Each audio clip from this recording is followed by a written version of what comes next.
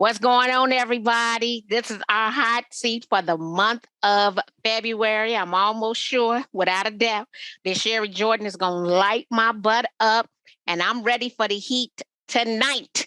Because, look, I've been on fire this year. We keep on delivering these AI keynotes. Everything is in alignment. We got a lot of surprises coming out. I want you to go back and check those videos out. Woo, baby. The interviews have been lit with AI. I just need y'all to know that. And so let me get comfortable here for this month's hot seat. What's going on, Sherri? Not a whole lot. I was just like, when you be talking to God, things come down like in divine order. I was like, oh, I got the hot seat. Okay. They are, let me tell you this, they are definitely manifesting in divine order. You know that I read the book, The Magic. I read the book Quantum Leap before I read The Magic. And let me say this, I don't think I've ever worked this hard in my life, but I've also don't know if I've had this much fun. And with that being said, I definitely feel like I've always worked this hard, okay? However, your work becomes more strategic. And so my work is more strategic now. Really? Yes. Because I feel like you are the most strategic and intentional person I've ever met. I am. So for you to feel like it's more better. strategic now? Yeah, it's becoming more and more strategic, especially with the vast amount of things that I'll say no to. And so I would say I'm strategically saying more, no more now than ever before in life because it's just not in alignment. And I think that I'm asking for more. So I'm not a person traditionally who will ask anybody for anything. I like to go figure it out myself. I like to have favors. And I don't like to cash in on my favors because I want to be efficient, right? So with that being said, I'm definitely asking for more only because when it comes to there was a shift with last year I had the 3 surgeries in 65 days. I had to heal from that. And then once the AI hit, it was like, oh, it's another level to this. Mm-hmm. But everything I've done over the past 17 years was the foundation for that. Okay. So let's go on and hop into your questions because I just keep on talking. Well, I think I have a lot for you to talk about. Okay. So, you know me, and so I'm just going to hop right into it. So my first question for you, Marky, is once your energy was zapped, your money was funny, and you didn't have enough time to date your husband, then you read the one thing. Yes. What were the first things you imported on your action plan to change the trajectory of all that? So the first thing was me visualizing when in my life did I have the highest level of happiness and made the most amount of money. And let me tell you why that's important to me. Mm-hmm. The reason that was important to me is because my family, by the time that I was born, had money, right? And I wrote a note the other day. My grandmothers died at the age of 59 and 63. One was a housekeeper. The other one was a part-time cashier at A&P. Dying at 59 and 63, both of them owned their homes clear and free. Both of them had money in the bank. And both of them had immaculate credit. The grandmother who still drove had a powder blue 2-tone Thunderbird that was paid for. Okay.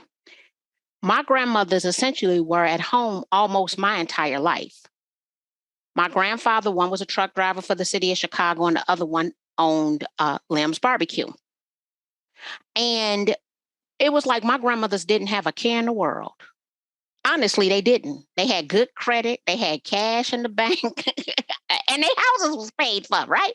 Mhm. So with that being said, I understood what freedom looked like from women who weren't educated and didn't have high paying jobs, that they went to lunch with their little girlfriends. They did what they wanted to do. So I'm sitting here, I'm working like a dog, been working since the age of 10. And I am more educated than both of my grandmothers combined. Mhm. And I'm like, what am I doing wrong? Okay. And that's the story I ain't told, but I wrote this down because I was going to tell people about my grandmamas because they was cold, baby. And Uh-huh. so, and when my grandfathers, if they ever had any financial issues, mind you, my grandmamas was still keeping bags, right? So I went back and looked at when did I have the highest level of happiness and made the most amount of money? Because my grandmothers were at peace, but I had a lot of other relatives who money has been the root of their evil. And so I'm like, I don't want to make a lot of money and not be happy. And when I sat down and I went back in time, I realized that the times that I was the most happiest, and I made the most amount of money was when I had went back to Lamb's Barbecue on 59th and State Street. That was 1998. I increased our sales by 58% in 1 year. We started opening for lunch. We implemented fish fry on Fridays. I had WGCI come out. I'm doing promo spots with Ramonski Love and Tornado, and I'm supplying food for the Cotton Club party and they first Sundays. I mean, like it's on and popping, right? I had a Mhm. lot of fun, but I was just focused on one thing, growing the barbecue business. And then in 2004, my first full-time year selling real estate, when I only focused on residential sales and I sold 77 houses and did $12 million in volume, I was Mhm. freaking happy. When Okay. I wasn't happy was when I started with the entire diversification aspect of the businesses. So I wasn't happy when I'm selling houses, I'm flipping houses, and I'm doing education because now I'm segmenting my time to be able to build one thing substantially. So I wanted to come back and decide in 2012, what was it that I really wanted to do? Is it flipping houses? Is it residential sales? Is it teaching pre-licensing courses? Is it teaching continuing education? Is it teaching one of the umpteen designations and certifications that I have? And then I made a decision that I wanted to focus on social media education and the education spot. And every year I feel a little more free with a higher level of happiness. And my money ain't funny no more. Right now, the money Mhm. stopped being funny pre pandemic, Okay. because the first thing I did when the pandemic hit was I came home to count my money. Mhm. I'm like, let me open up all these accounts, right? Let me see what we got. Oh, we got that over here, over there. Oh, and I knew then that I could stay at home 18 months without an issue. The problem was that first month, you pulling from your savings you done worked hard from, right? Because you don't Yeah. have no money coming in. I Mhm. Netflixed for that 1 month and then I got my butt on up and I came back in here and I've been working nonstop ever since March something of 2020. Got it. Yeah. Okay. So you want to start thinking, well, what was I doing when I had this high level of happiness and that money was right? Like what was going on at that period of time in life? And how can I duplicate it even at a higher level? Got it. So before I even hop into my next question, I'm gonna apologize in advance because a lot of this is not about the sale of real estate. That's okay. This your hot Um, seat. this is, these are personal to me. Okay. Um, so you did mention your family business of Limbs Barbecue. Yes. You have also mentioned the things that you and your family went through, even the lawsuit from your aunt. Yes. Now, at some point where you started telling that story, did you speak to your family first? or were you all estranged and it didn't matter? And I'm sorry, it's a two-part question.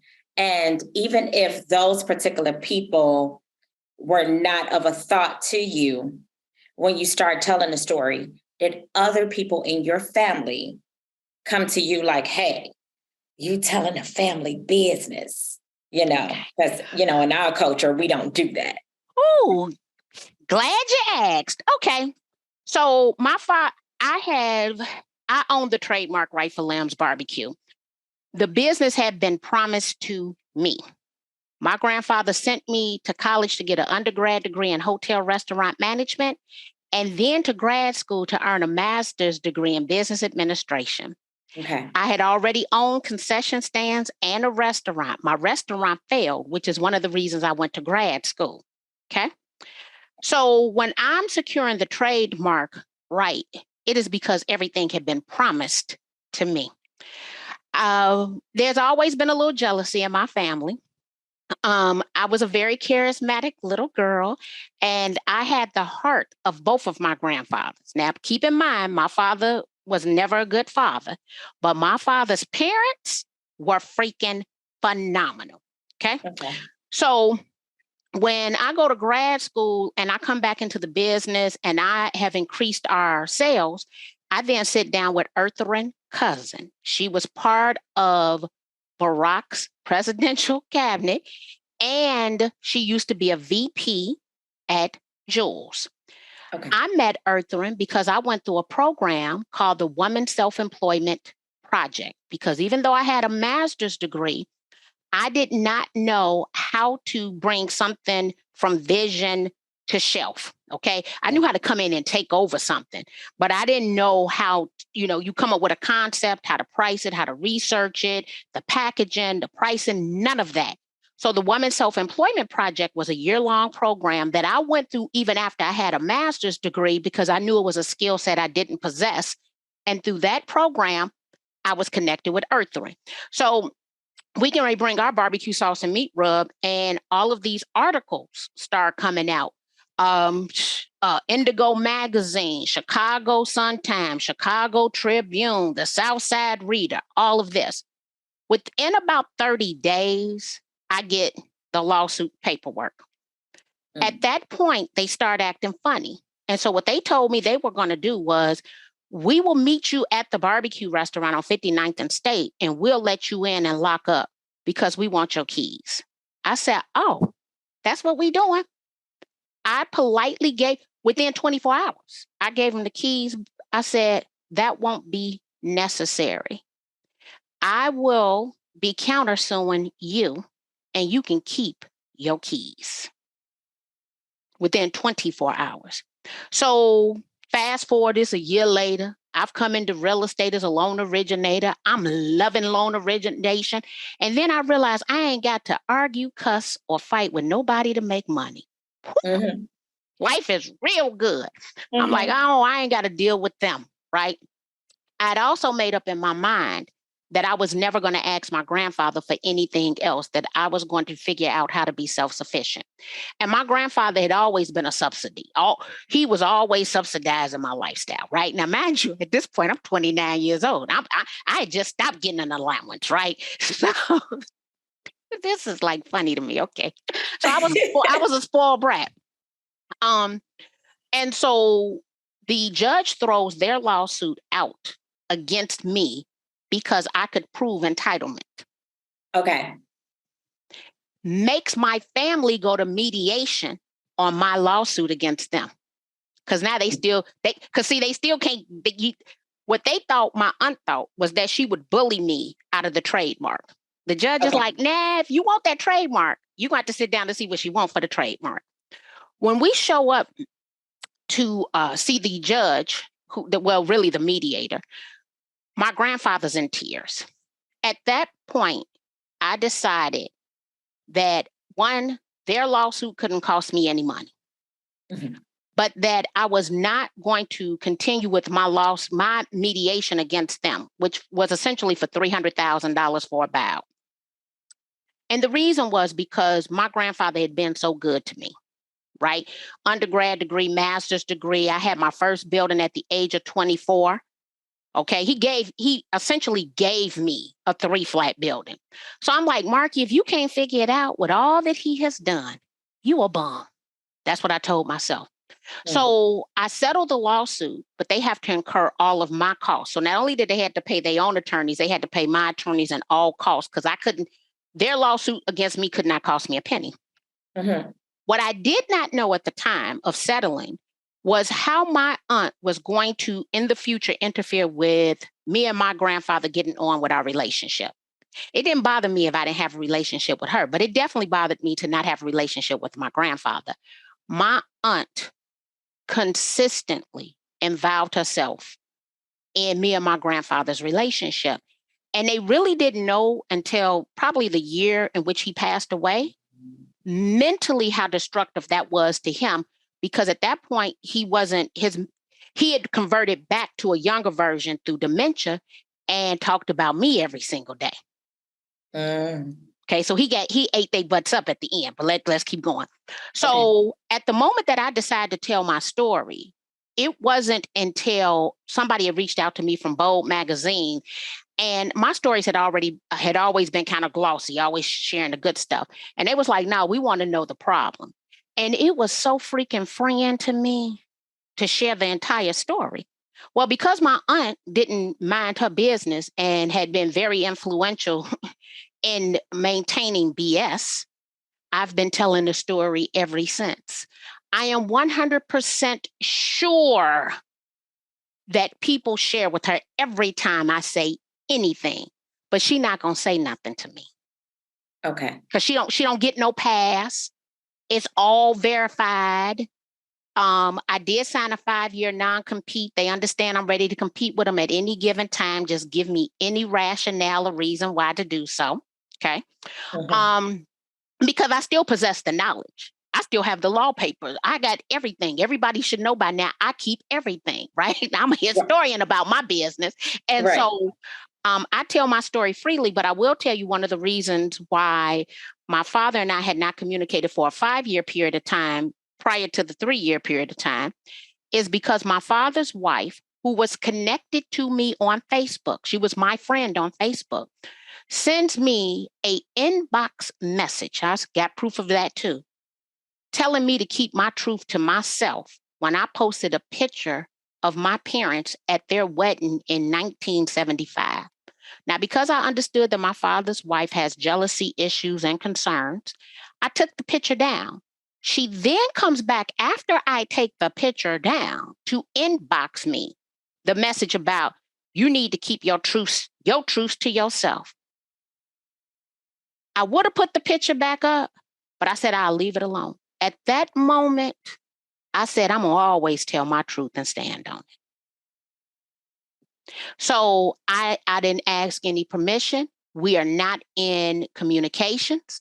When I see them at my father's funeral, I got an all-star team of folks going with me because if they nut, they bucking, okay? And so, but I'm not scared of them. And they know I'm not scared of them. I've never been one to back down and or away, ever. But I do pay respect. And I was clear that my grandfather came from Mississippi with nothing and that he did everything he said he was going to do. When my mother's mother came to him, he told my mother's mother, Lemons take care of Lemons. We will be providing for the baby's needs and her wants. And my mother's mother said she ain't never had to even pick the phone up to call my grandfather. It was, if I needed a crib, it was delivered. If I needed a new outfit, it was delivered. When my mama decided to send me to private school, it's paid for. And so the reason for me deciding to settle the lawsuit was because I was clear that he had done exceedingly and abundantly above what any grandparent should do for their grandchild. They raised me like I was their last kid. So, nope, I tell my truth at this point because my grandfather is not here, nor is my father. They don't have no protection. And they know it. So I share it because I have the proof of it. I have the proof of every dumb text message they sent me, every crazy email. I even have stored their voicemails. Mm-hmm. Yes. Yeah, I believe that. So, and so the next couple of weeks are going to be interesting because I'm forced to communicate with them again. However, there is nothing that ties us after my father's funeral. And that's why my other family, my mama's side, is like, girl, let's go on and just get this done because this is it. Let's get it over with. Yes. Move on with our lives. Lord have mercy. Whew, okay. That was a whole sermon. Okay. So you need to get a sip of water. I took my shot of Jameson over there. I just didn't want to be on camera. And let me give you a little background too. So my parents started dating when my mother was 12 and my father was 14. Okay. He is the only man that my mother has ever loved. And my mother was very close to my father's parents. My mother even worked at Lamb's Barbecue probably for 10 to 12 years. And my mother housed her concession stands at the warehouse. So when I tell you that my father and her in-laws had a phenomenal relationship, my mother thought that she was divorced from my father, but come to find out in 1990, it was either 90 or 91, she was not. And they finalized their divorce in 91. When my mother drew her last breath, because she had relocated to St. Louis, and get this, my daddy followed her to St. Louis, even though he was married to another woman. And then the estranged wife followed both of them to St. Louis. This is crazy. My father was at the hospital to hold my mother's hand when she drew her last breath. So some of the grace that I've given my father since 2006 was because I know that he made, when she transitioned, she was happy he was there. Yeah. So because I had a very close relationship with my mother and I understood her love for my father, but I also understood she didn't love nobody like she loved me, I wanted her to always be happy. Absolutely. There it is. Absolutely. I see that with you and your kids too. Yeah. So that's dope. Okay. Let me see, because I skipped around. Wait, did I ask the two parts of the question? No. Yes, you did. Okay. You did. So sometimes you have to share your truth and people know it's your truth. I feel free. Like, I think you know that both of my parents were addicts. I don't use drugs. I barely drink. I've like my heart, my spirit is free because I'm able to tell my story. And unless somebody brings some social proof to say that it's different, which no one has, and they have the right to share their version of the story, right? But it really is what it is at this point. So I'm not going to say they don't have a different version. They might. They're just not sharing their version of the story. Mm-hmm. Yeah, I'm sure they know better. I just got social proof. I just got some stuff sitting around here, and they know the extremes because I don't mind. Historically, it might be something 2-3 years later, and they'll say something. I was like, well, did you know so-and-so? No, so-and-so didn't happen. Hold on. Let me text it to you. And then they like, I didn't know. Well, I know you didn't know because you ain't keeping records like I am. Right. You have that selective amnesia. Yeah. And I have a nice little folder just for them. It's a digital, girl. Well, because I already know how they behave. Yeah. You know, and they're not nearly as tech savvy as I am. So I just keep a nice little folder for them. Yeah. And it's backed up, just so you know. I'm sure. You see, I said it's a digital. Yeah, most definitely. In 2 locations. So this is actually, I guess it's sort of an extension to that. Because I know your mom always told you, walk in your truth, so you'll never be ashamed of nothing. Now, I have never been ashamed of anything in my past. I've learned a lot from experience. So I take everything as a lesson. And I'm happy that I went through those things because it made me who I am today. However, I know for me, I still have not been, as vocal. It's just like, okay, whatever. But I know, like, for me, that's one of the things that has attracted me to you. And I'm sure it's attracted a lot of other people to you. So aside from, your mom always, basically instilling in you, you walk in your own truth. Okay. Nobody else say nothing. What was it for you? Is it just your innate personality, or was it just some type of push for you to just get out here? Because I know as a speaker, a lot of people resonate with you more by being transparent. So what was that push for you to make you just even start saying, look, here it is? Probably. So a little bit more about my father, because, like people they don't know the full story. So my father's family has money, right? My father has been an addict my entire life. I'm pretty sure he died an addict, right? Even though the cause is cancer, he was still getting high.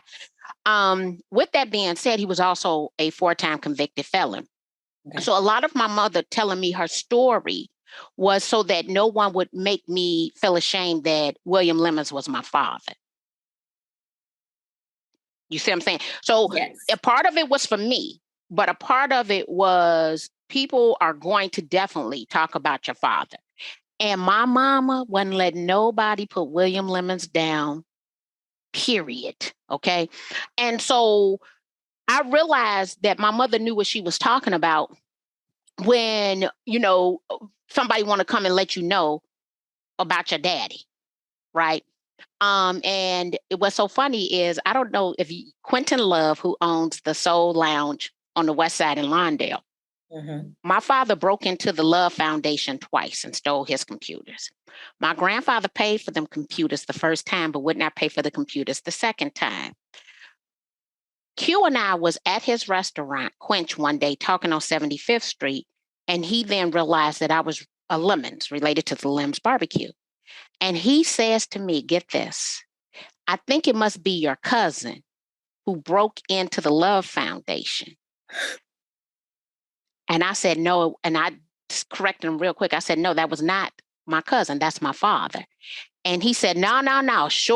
Little short, dark complexion guy. I said, that's my father, William Lemons, right? It took him 30 minutes to get in his mind that the dude who broke in and stole his computers was my biological, married to my mama, daddy, right? And I had to convince him of this. Like, dude, I know who you're talking about. That is my father. You went and talked to my grandfather. He gave you the money for his son. And you could see he was like processing it and playing it back in his mind. I said, who would claim this dude if he didn't belong to him? Like, who does that? No one is doing that, Q. And so it was part of my father, right? And how can I put this? So I was fast, and I always had a bunch of boyfriends, overlapping boyfriends. Mm-hmm. So one day, this guy, he's at our business, and he calls me out my name because my hair is short, and he called me a lesbian. And I got so freaking offended by him calling me a lesbian, right? And I'm like, just because my hair is short don't mean I'm a lesbian. I'm going at it. And my mother is cracking up laughing at me. Uh-huh. So I look at her because now I got an attitude. I said, what you laughing? Like, what you laughing at? She said, girl, please. If that man knew what a hoe you was, right? And I looked and I said, Ma, she says, if he knew that you was changing men like you change your underwear, there's no way he would have ever called you a lesbian. And she cracking up laughing, right? And I had to just break down and laugh myself. And I looked at my mama and I said, you know, she said, girl, I live with you. Yeah, I know. At that moment, it was a defining moment for me because my mama knew. I was like, oh, well, and she wasn't passing no judgment on the situation. That is, if it between Q and the daddy situation and my mama in that moment, that's when I knew I could just own it and live in it. That's what it was. Cause I was so mad at that man and my mama cracking up. She's like, what you even do you understand your tactics and your ways? And you worried about him calling you a lesbian? Girl, please. So that's probably too much information, but we inside of 6 and 12. So you kind of understand that, Sherri, don't you? I do. Okay. So I've been walking in my truth every since for the last 30 years. And the older I get, the more grown I think I get to be. That part. And so, yeah, that was... I can laugh. I can see my mama laughing. Even thinking about that moment right now. Yeah, she was cracking up and he was walking across the field. We was on the concession stand at Midway Plaisance and Cottage Grove. I'm hot. You know, how he gonna talk to me like, and my mama was like, girl, I live with you. If this man had any idea, there's no way he was talking to ever called you no lesbian. So that's hilarious. I was supposed to talk to you today in order to be able to laugh. So come on with it, girl. Come on. Okay. So this one is let me just say this. I'm not fast anymore. Oh, we know you are so in love. Yeah, I gave that fast tail girl lifestyle up. Rightfully so. The right one will make you do that. You right. When they come ready, baby. And they do come ready. That's right. We messing that pension up. So, what was the first speaking job you did that gave you that aha moment? This is what I want for my new career. Let me think a minute. So just a little background. I started working for Chicago Public Schools in 1993. I came in as a day-to-day sub. Penny, she hired me to be a full-time provisional, gave me a second grade class. I quickly realized that I was not going to work for CPS. Loved the children, did not like any of their parents. Fast forward, I started teaching on a collegiate level as soon as I earned my master's degree in 1996. Did it for a year, realized I didn't have enough real world experience and that I should come back to the classroom once I go and get that experience. I had always projected I would come back at the age of 40. I came back at 36. I've been in love since I taught my first class for the Chicago Association of Realtors in March of 2006 at what was then our South Side location, which was in the 7600 block of Pulaski, because we used to have 4 locations for car. That's right. I got my real estate license. You got, okay, right there. So I realized in that class with John Kamisic, it was a bunch of seasoned professionals who I looked up to and respected. Alice Jeanette, I can just go through this list of people who were there. And they didn't know it was the first time that I had taught. I knew then that I was going to stick to real estate education. I don't know when I made the decision to start changing my titles. So from real estate instructor to real estate trainer to real estate speaker to real estate keynote speaker.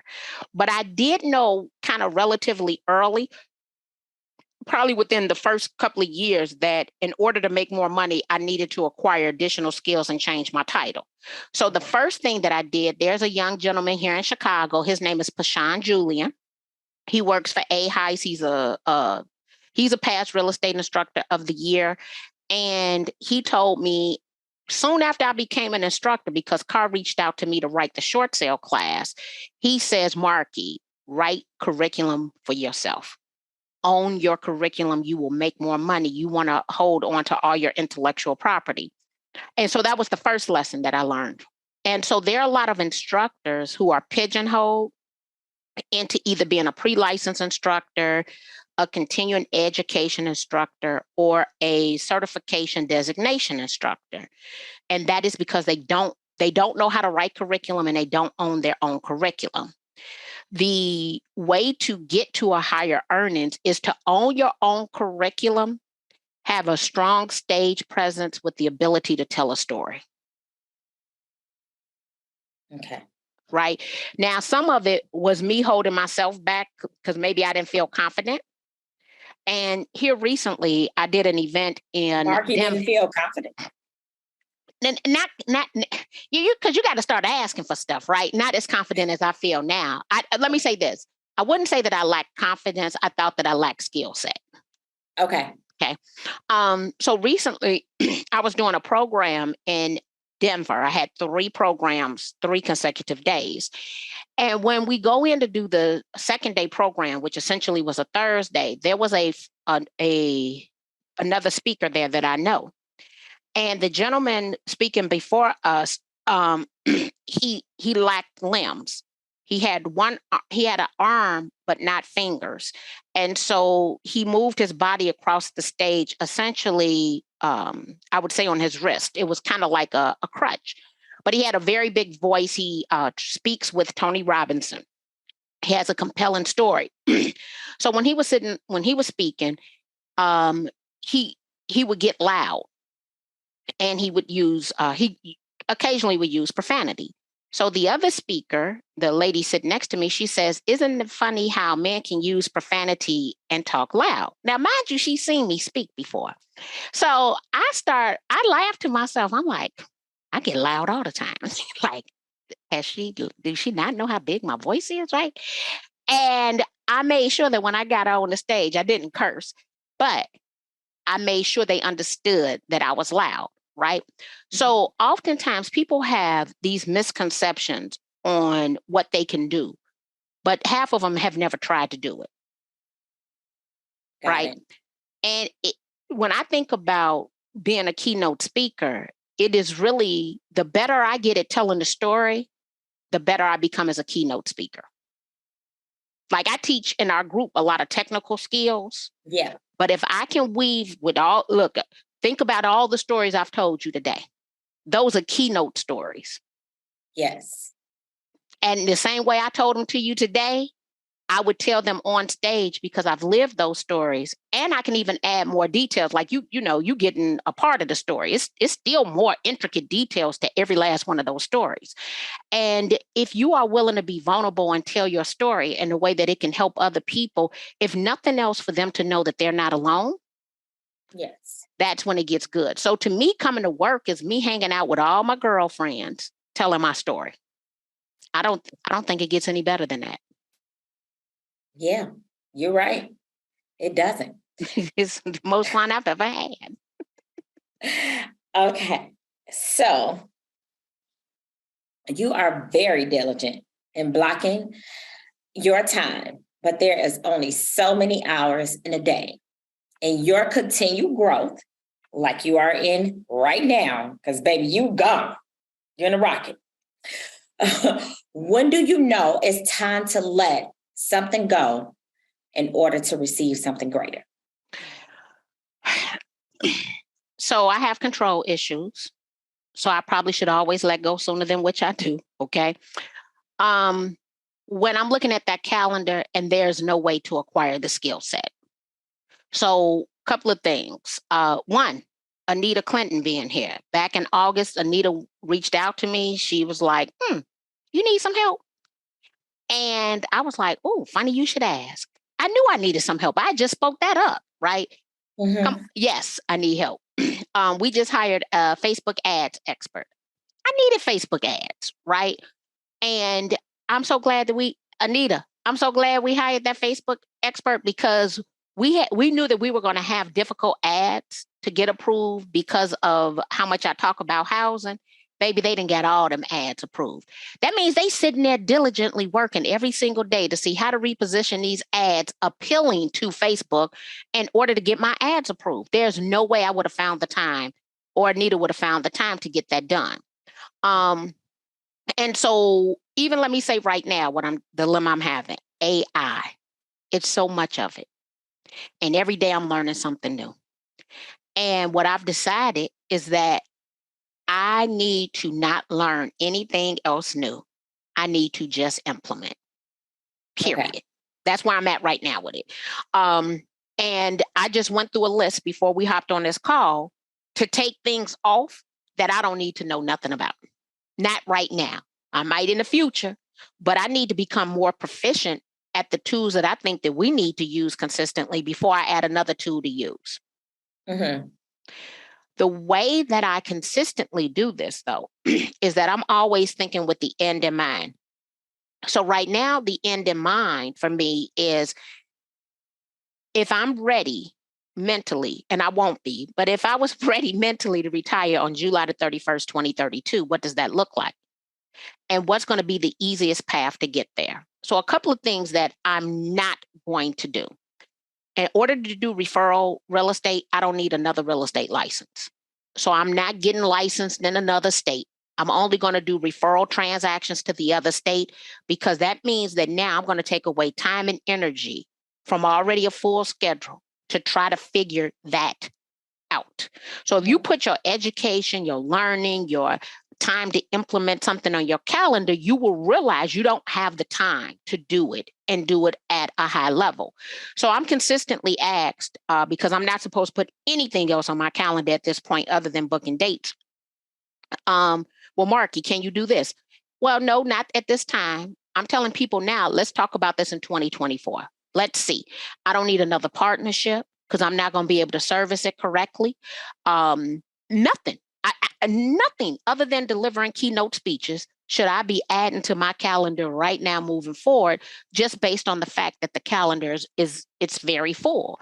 And I have and if I'm going to do it, I'm going to do it right or I'm not going to do it at all. And so it's planning those little intricate details, right? And now all that takes time. And so right now I'm clear that I should not do anything else other than delivering what I already said I was going to deliver. Okay. So it's basically you are being, like you said, you're being very conscious about your capacity and you're prioritizing that. Yes. And that comes with, being able to say no, even with Steven and with Austin and with Skylar, like, yep, no, not doing that. Now is not a good time. Let's look at the future. Let me put that on my calendar, right? Because oftentimes people don't have those dates and stuff on their calendar. I knew that on this Friday, I was going to be at a concert. I know the next time we're going to be at a concert. It's all on my calendar. It's all planned out well in advance. And a lot of times people will become frustrated because they'll say, well, you always busy. No, I'm not always busy. I'm always booked. And so, because when they say busy, it's always with kind of like a little negative tone. You always busy. No, I am not always busy. But I'm telling people no because I have to tell myself no too. Mm-hmm. I don't get to say yes to myself all the time. I tell myself a whole lot of no's. Tonight, after the call, Sean Hardison is having a party. Well, I want to go to the Sean Hardison party, but we know we're going to a concert tomorrow night. Well, so I can't go to Sean Hardison tonight. I was going to go get my little dance on at room 43. I'm not going because I'm going out tomorrow night. Mm-hmm. You can have it all. You can't have it all at the same time. And I think that a lot of, but also I want to go back to conditioning.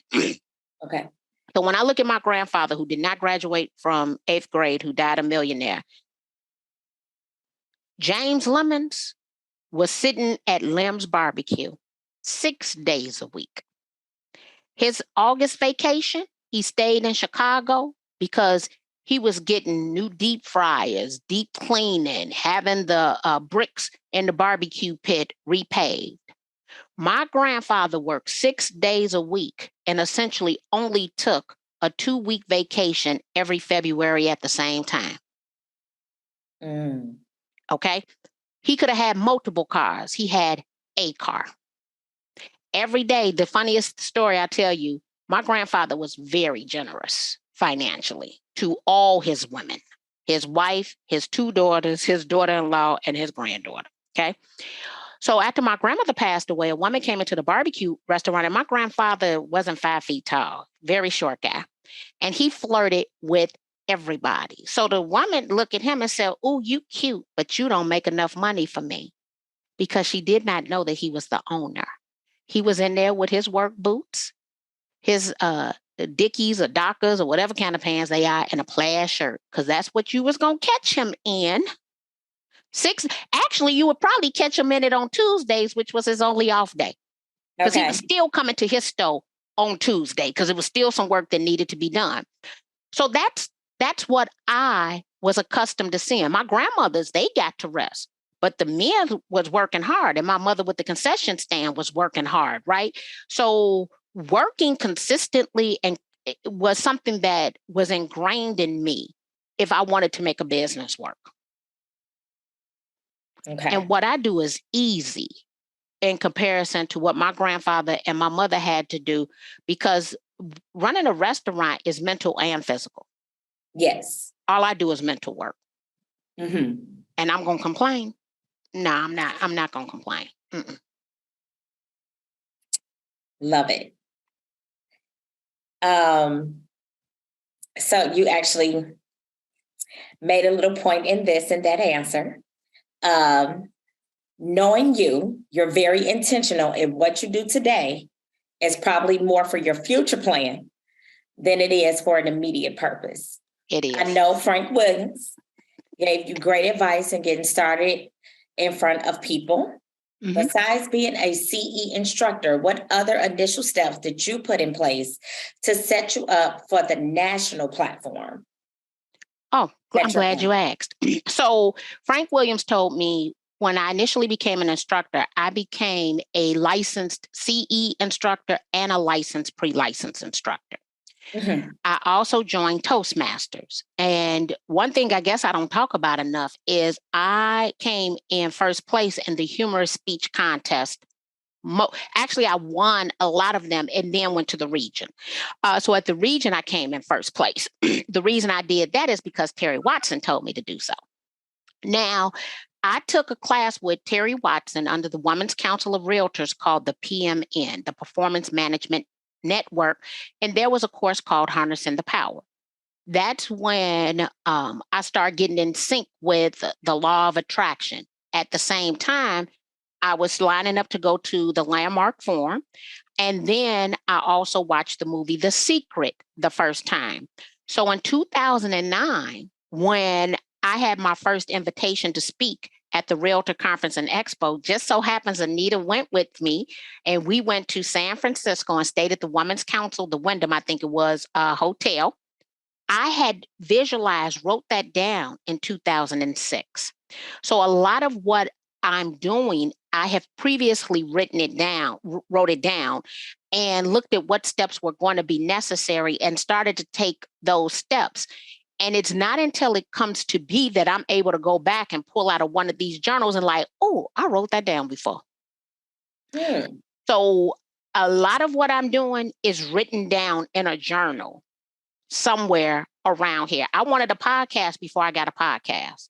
Now, just so happens a lot of things are happening that I didn't ask for, like me being the new podcast host of Drive with NAR. Yes. That is someone speaking my name in a room I'm not in. I don't even know how that manifested. It wasn't an application. It wasn't no, hey, this is coming. It was a straight up, look, you want to do this because we want you. Mm-hmm. Okay, let's make it happen. So some things are starting to manifest only because people are speaking my names in rooms that I'm not in.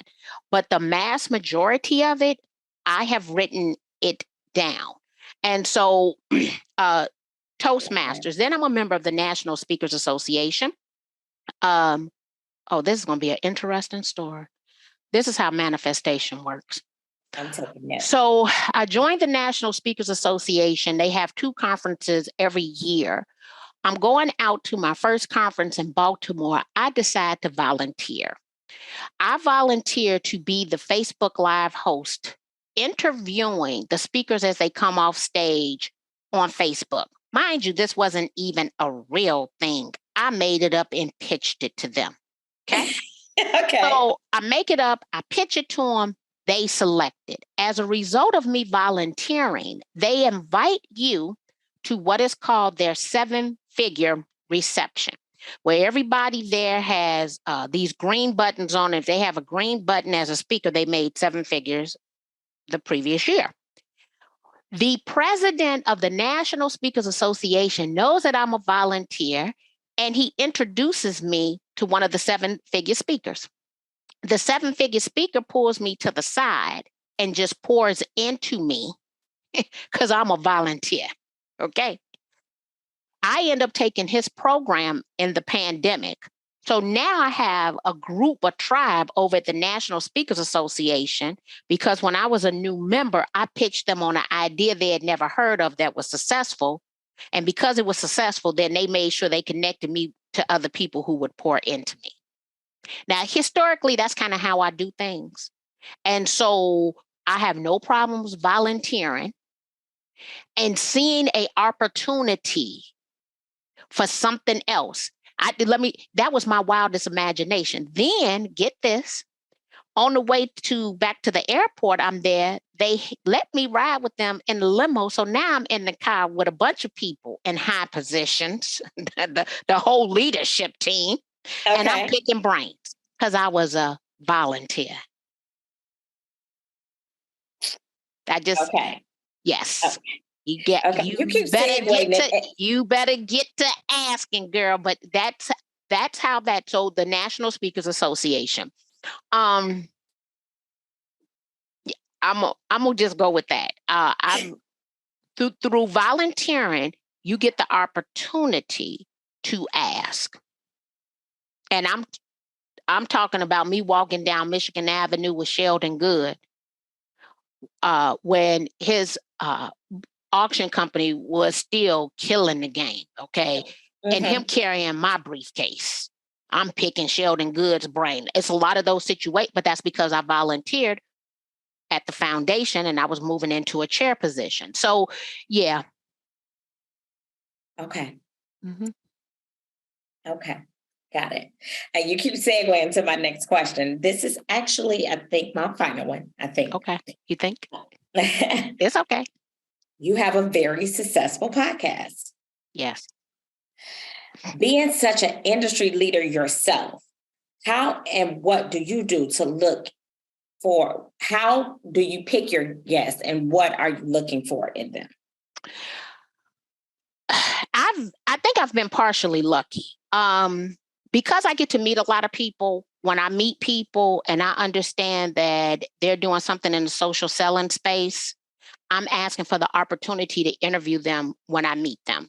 So a lot of people who have been on the show, I have previously met face to face. Okay. Oh. Another percentage of the people is strategic reach out. So now we have Elizabeth on our team, and she is strategically finding people for me. Before that, Matt Johnson, who is my podcast host with Social Selling Made Simple, they were booking half. I've always had someone who worked to book half of my guests. The other half of the guests I reach out to. But let me tell you how I'm doing it now. Okay. Because this is the year of AI, and I told you I got a note written somewhere, right?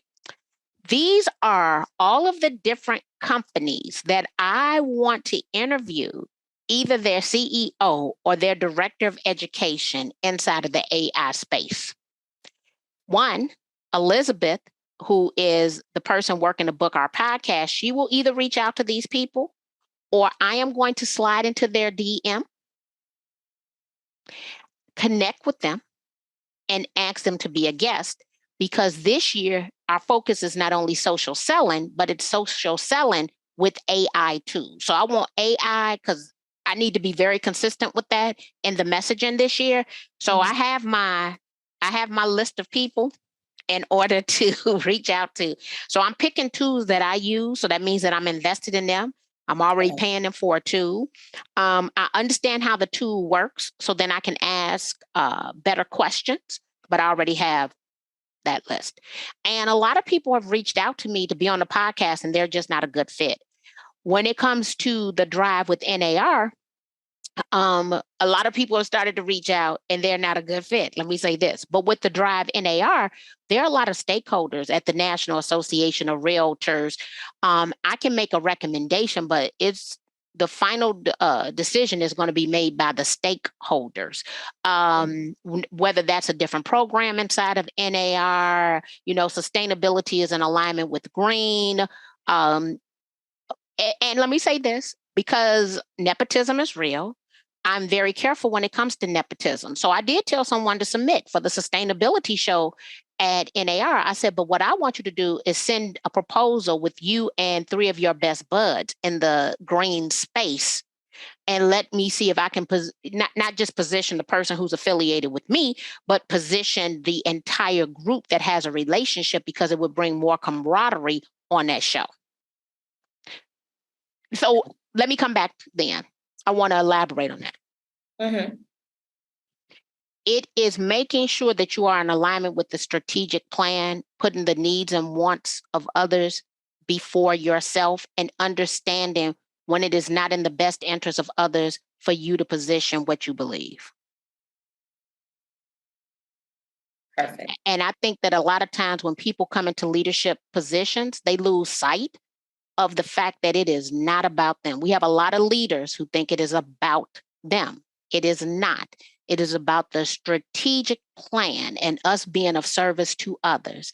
And oftentimes it becomes this whole me mentality for, the duration of their presidency. Well, no, that's not what this is about. Your presidency is 1 year. Forget the longevity of the organization, right? Right. That's unfair. And I'm going to tell you, I've seen it time and time again. And none of those people are thriving after the fact. I'm just going to throw that out there for you. Oh, there it is. Okay. None of them, because it ain't about them. If you, and there's some things I can't say right now, but there's a lot of little things going on behind the scenes. But I would say in the next couple of months you will see them. You have to be clear that you are. If you make other people stand out and feel good, it'll come back for you. And I say that because I get to be on the stage a lot, and when I'm on the stage, it's about me. Okay. But what I mean by that is that they have treated me good. Okay. I'm going to stay at a great hotel. I'm going to eat good food. I'm going to have black car service. They've catered to me. Right. Mm-hmm. But everybody wants the opportunity to shine. So when it ain't my turn to shine, I need to sit down, shut up, and take some behind the scene photos and send it to that person and say, hey, you did a good job. Because it ain't about me. It cannot be about you all the time. Mm-hmm. And what I'm noticing is that people think it's about them all the time. I have no problem sitting down and shutting up, because it ain't supposed to be about me all the time. I got the time to shine.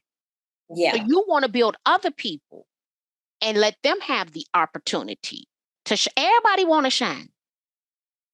Mm-hmm. Everybody. And you can't shine at everything. So what you ain't good at, what is not a part of your strategic plan, you sit down and you elevate somebody else to go do that. Got it. Well, thank you, Marky. Girl, look, you done lit my butt up.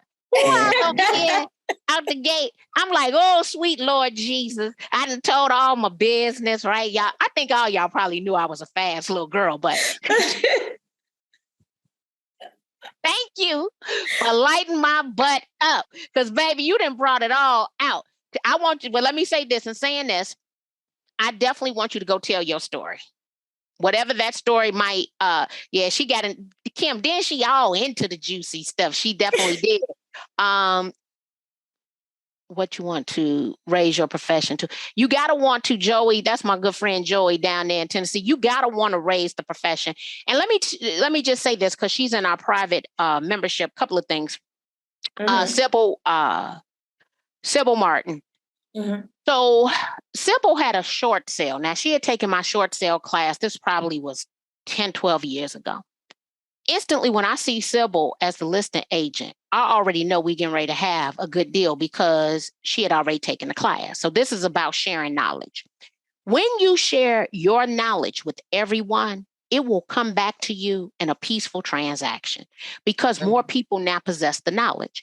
So I learned that, well over a decade ago, girls shared, because then you'll see deals coming and you like, oh, it can't be this easy. Yeah, it's that easy because you shared the knowledge on how to make it easy. So now everybody in that transaction understands. So my best short sales came with students who took my short sale class. We worked in unison. We got the deal done. We overcame every hurdle, every obstacle. And so that whole share thing, make life easy for someone else. Because if you make life easier for someone else, an easier life is coming to you. It's going to happen. Full circle. Full circle. And I see that coming all the time. I have lost nothing because I share. Absolutely nothing. But I see all these opportunities hitting me. And some of this stuff I have never made an application for at all. But when I do an application, I'm not resting on the fact, I marquee Lemons-Ryhal. Baby, I'm going to dot every I, cross every T, and go above and beyond. So there was a position in 2022 that I got. What people don't know, I went and looked at that. This is how meticulous I am. That it just had an application. I send over a media kit and my CV. That is my college professor resume. I then go and find the chair and the co-chair. Know that I know them. I sent them an email. Now, that ain't what the application said, but that's how I'm submitting my application. And I got it. So I'm never going to, look, I'm not going to be lax. If I'm coming forward, I'm coming forward. I'm going to go above and beyond anything it says. And that includes doing my research and understanding who's the key decision makers, because then they need to get a message from me, whether they know me or not. In this situation, I actually knew both of the people. And here's the joy in this. Saw them at a national event before this, hugged and kissed both of them.